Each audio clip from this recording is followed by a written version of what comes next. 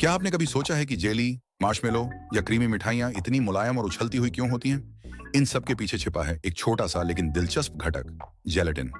Gelatin वो पदार्थ है जो खाने को मुलायम, चिकना और स्थिर बनाता है। लेकिन क्या आप जानते हैं कि जेलेटिन असल में कहाँ से आता है? इसका नाम सुनते ही कुछ लोग सोचते हैं कि ये कोई मीठा पाउडर है, लेकिन असल में जेलेटिन एक प्रोटीन है जो कोलेजन से बनता है। अब बात करते हैं कोलेजन की। कोलेजन हमारे शरीर में पाया जाने वाला एक प्राकृतिक प्रोटीन है जो हड्डियों, चमड़ी, मांसपेशियों और जोड़ों, कनेक्टिव टिश्यूज को मजबूती देता है। यानी कोलेजन हमारी बॉडी को स्ट्रक्चर देने वाला ग्लू है। इसी कोलेजन को जब अलग अलग प्रोसेस से निकाला जाता है तो वही बन जाता है जेलेटिन। जेलेटिन आमतौर पर जानवरों की हड्डियों, चमड़ी और टेंडन से तैयार किया जाता है।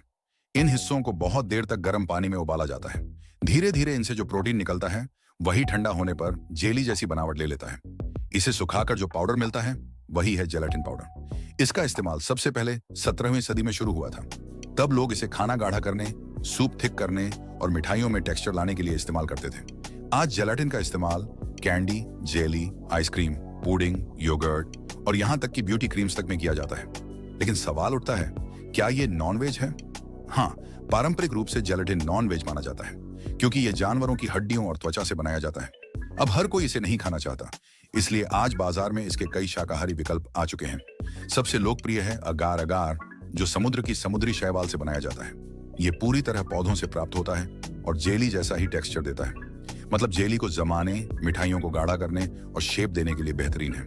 अगर अगार के बाद एक चीज और इस्तेमाल होती है, पेड़ों से निकलने वाला प्राकृतिक गोंद।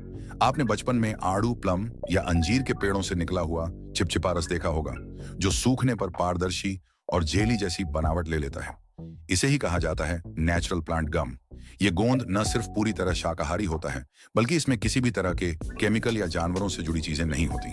कुछ जगहों पर इस गोंद का उपयोग मिठाइयों, देसी नुस्खों और आयुर्वेदिक दवाओं में किया जाता है। ये जेलेटिन का एक प्राकृतिक और पारंपरिक भारतीय विकल्प माना जाता है। इसके बाद आता है पेक्टिन, जो फलों, खासकर सेब और नींबू जैसे साइट्रस फलों से मिलता है। पेक्टिन से बनी चीजें जैसे जैम, जेली और फ्रूट कैंडीज स्वाद में हल्की खटास के साथ एकदम गाढ़ी और मुलायम होती हैं। पेक्टिन भी जेलेटिन की तरह बाइंडिंग और थिकनिंग का काम करता है, लेकिन पूरी तरह वेज होता है। अब अगर बात करें दवाइयों की, तो जेलेटिन सिर्फ खाने में ही नहीं, बल्कि कैप्सूल और टैबलेट्स के कवर बनाने में भी इस्तेमाल किया जाता है। इससे दवाइयां आसानी से निगली जा सकती हैं और शरीर में जल्दी घुल जाती हैं। हालांकि अब शाकाहारी लोगों के लिए प्लांट बेस्ड जेलेटिन कैप्सूल्स भी उपलब्ध हैं, जो पूरी तरह प्राकृतिक स्रोतों से बनाए जाते हैं।